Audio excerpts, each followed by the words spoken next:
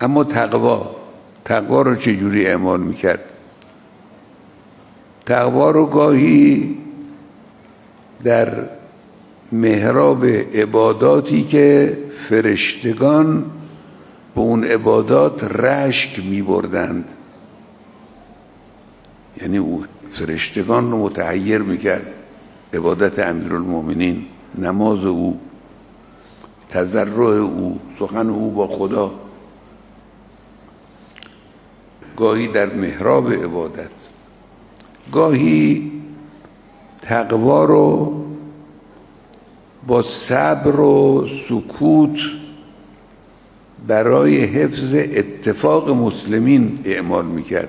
این هم یکی از مصادیق مهم تقوای امیرالمومنینه. حقی رو متعلق و وابسته به اوست، اون حق از او سلب می شود. امیرالمومنین با شمشیر می توانه این حق رو بگیره، اما بین مسلمین اختلاف خواهد شد.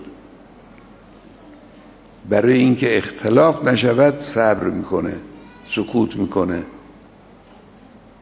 همکاری میکنه. این گفته میشود گاهی 25 سال امیرالمومنین در خانه نشست.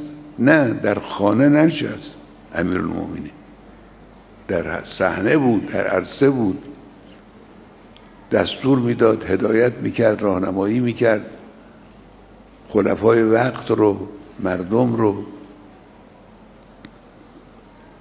یعنی با صبر و سکوت تقوای خودش رو نشه. این تقواست که انسان ببینه حقی داره از او زائل میشه، اما به خاطر یک مصلحت بزرگتر سکوت کنه. ماها طاقت نمیاریم سکوت کنیم. ما اگر حقی ازمون زائل بشه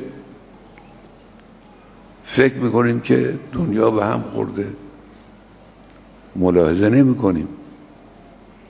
اون بزرگوار ملاحظه میکرد.